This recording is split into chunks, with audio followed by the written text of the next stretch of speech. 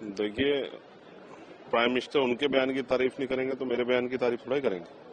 भाई, अपनी पार्टी के लीडर की बयान की तारीफ कौन नहीं करेगा। और जब वो बयान जिस तरह के आक्रोश में तमाम सवालों को ढकने के लिए था, वो भी हम लोगों ने देखा।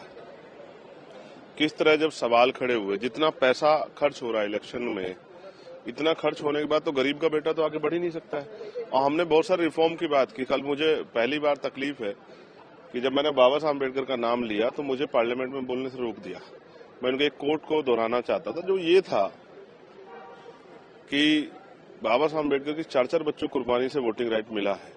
और इसी वोटिंग राइट की वजह से उन बस्तियों में जहां गंदगी है, जहां कीचड़ है, जहां रास्ते नहीं है, जहां स्कूल नहीं है, जहां कॉलेज नहीं है, जहां हॉस्पिटल नहीं है, उन बस्तियों में भी बड़े बड़े महलों वाले, बड़े बड़े गाड़ियों वाले, बड़े बड़े धन्ना सेठ, बड़े बड़े नेता चुनाव के समय जाते हैं उनसे आशीर्वाद लेने के लिए, क्योंकि उनके पास वोटिंग राइट। तो जो वोटिंग राइट है ये हमारी शक्ति है। इसको छीनने का प्रयास इस तरह SIR के जरिए किया जा रहा है। इस पर जो सवाल थे उसका जवाब तो सरकार नहीं दे पाई। तो मैं तो ये समझता हूं कि सरकार दलितों, पिछड़ों, आदिवासियों और मुसलमानों के वोटिंग राइट को जो सामने से नहीं छीन पा रही थी, अब वो SIR के जरिए छीनना चाहती है। इसको हम लोग किसी कीमत पर बर्दाश्त नहीं करेंगे। इसके खिलाफ चाहे सड़कों पर उतर के आंदोलन करना पड़े, या हमने भी कहा SIR अगर कराना है तो पर्याप्त समय तो हो।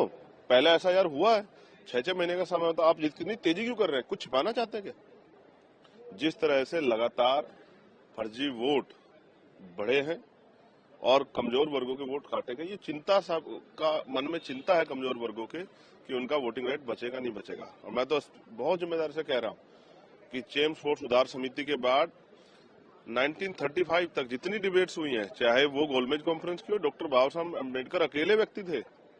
उस समय 15% लोगों को वोटिंग राइट था, और वो भी संपन्न स्वर्ण जाति के लोग थे, गरीब स्वर्ण भी नहीं था, और उसमें भी सिर्फ पुरुष थे। तो बाबा साहब अकेले ऐसे व्यक्ति हैं जिन्होंने महिलाओं को और कमजोर वर्गों को वोटिंग राइट मिले, बालिग लोगों को, इसके लिए बहिष्कार हितकारिणी सभा से मेमोरेंडम दिया। और लगातार गोलमेज कॉन्फ्रेंस में भी, कॉन्स्टिट्यूशन असेंबली की डिबेट्स में भी बाद में लगातार वो इसको प्रोटेक्शन करते रहे। भारत अकेला ऐसा देश है जहां संविधान के लागू होने के बाद महिलाओं को वोटिंग राइट मिला है। जर्मनी, अमेरिका भी, ब्रिटेन भी ऐसा अपने यहाँ नहीं कर पाया। किसको 20 साल बाद दिया, किसने 30 साल बाद दिया। भारत अकेला ऐसा देश है। इसलिए महिलाओं की वोट का प्रोटेक्शन हो, गरीबों, दलितों, पिछड़ों, मुसलमानों, आदिवासियों की वोट का प्रोटेक्शन हो, और संविधान को पसंद करने वाले हर व्यक्ति की वोट का जो है प्रोटेक्शन हो। इसलिए हम लोग जो है पार्लियामेंट में सरकार से सवाल कर रहे हैं।